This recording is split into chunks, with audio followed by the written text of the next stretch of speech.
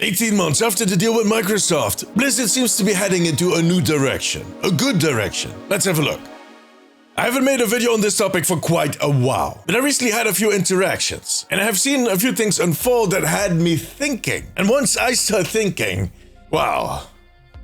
As I've said many times before, I've been a fan of Blizzard for decades. I started playing their games back in the rock and roll racing days. It was Lost Vikings and Warcraft, not World of Warcraft, although I played plenty of that too, but old school RTS Warcraft. 1, 2, 3, and the Frozen Throne.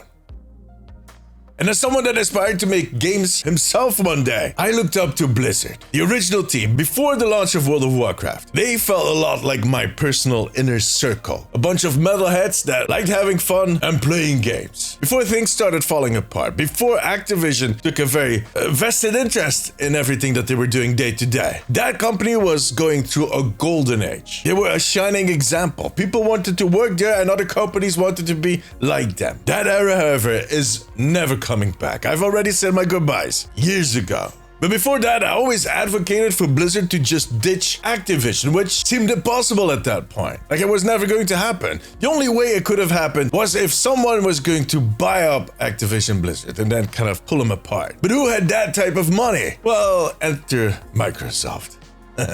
So I was rooting for Microsoft throughout that whole deal, and it was a long track. A whole journey. But eventually they closed the deal, and then they laid off thousands of people in January 2024. I'll never forget it. It stung so hard. And look, it didn't sting as much as it did for the people that actually got fired or the other people that worked there, but it still sucked. I am a fan and I make my business on top of whatever they're doing. So yeah, and you know what? It still sucks if I think about it. And back then I was also very worried about the new president for Blizzard. Someone that they had recruited from Activision, the evil side, the dark side.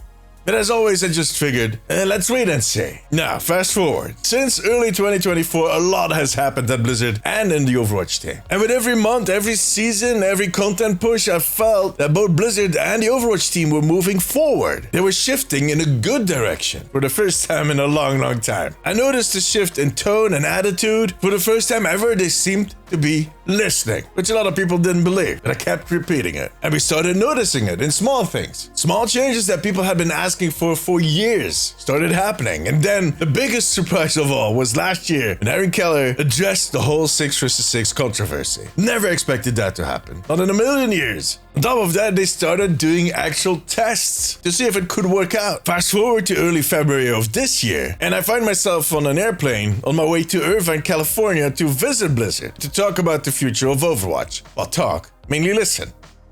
Now, apart from that being a highlight in my personal career as I'm trying to build this new thing as a content creator, which is in essence not really relevant to this video. I've made plenty of videos like that on my personal vlog channel. Go check that out. The link is below. But at that event, they did exactly what I had said that they needed to do. Not because they listened to me. Not at all. But a few months before that, I had made a video in which I stated that Blizzard needed to come in big. If they wanted to change the perception of Overwatch, they couldn't just trickle in new things occasionally. They needed to punch things up really hard, take a big swing. We needed something monumental. And oh boy, they did deliver. Look, the perception around Overwatch has clearly not made a full 180 just yet. But my comment section overall is a lot more positive lately. I've seen old players returning, new players trying out the game. While I personally have not had this much fun playing Overwatch in a long time. And you know what? The best is yet to come in Season 16. But how did we get here to this place where I can openly talk about the game this way and most people will agree?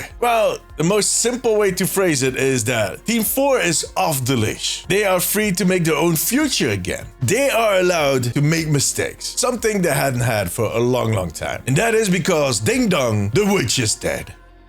And Bobby Kotick is the witch, in case that wasn't clear. And that is not just happening on Team 4's level. I had the chance to talk to Walter Kong at that Spotlight event a few weeks ago. In case you do not know who Walter is, he is the general manager for Overwatch. So he's basically Aaron Keller's boss. He oversees everything Overwatch. So that is the Overwatch that we are currently playing, but maybe also that rumored mobile version and whatever else they're working on within the IP, including movies, series, merchandise, toys, everything. And my talk to him was one of the most interesting conversations I had all that week, mainly because of his position and the fact that everything I got back from him told me that his vision is player-centric, product-centric. He believes in the team and he wants them to take big swings. He wants them to take risks. He wants them to try new and crazy stuff, and he is willing to meet us as players right where we need them. You know what? It goes even higher up than that. A few weeks ago, Joanna Ferris, which is the new president for Blizzard that I was talking about earlier, she came over from Activision, the dark side. Well, she did a panel at South by Southwest with none other than Conan O'Brien, one of my favorite comedians and people in general on this globe. So yeah, I had to watch that panel. Luckily, you could watch it on YouTube, and I'm sure glad I did. Because like I said earlier, I was kind of worried about Joanna and her position. If she was going to be respectful towards all of the history that was at the company, at the talent that is at the company, the players, the products. Was she going to be an Activision person or is she a Blizzard person, basically? The difference between watching spreadsheets and actually playing the games. Now, I have to add, right after she was appointed as president, I voiced my concerns, I think during one of my streams. Someone at Blizzard reached out to me. I don't know if it was in my chat or in a DM. And they kind of told me like, look, I've worked with Joanna in the past. She's amazing. I'm quite happy with her as a president, which reassured me because I respect the opinion of that person that told me.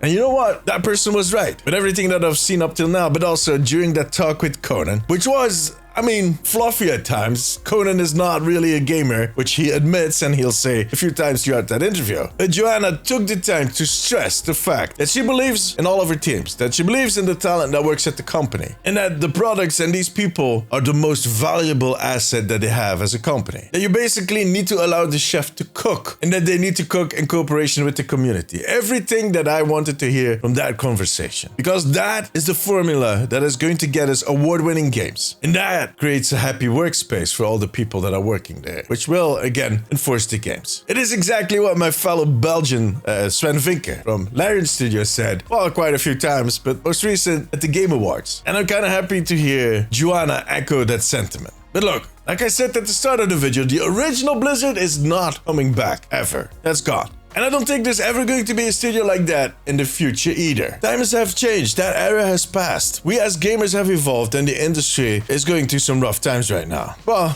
the world is going through some rough times right now. Jesus Christ. But within the circumstances, within the industry as we know it today, Blizzard is slowly making its way back to the top, back to the light side. Don't get me wrong, they are still going to make mistakes. It's inevitable. And some people, including myself, will at times get angry with them. But like in any relationship, that is fine. Because in the end, we all have the same goal. We want to see great games being delivered, made by great people. So I'm extremely excited to see where this is all going to lead us.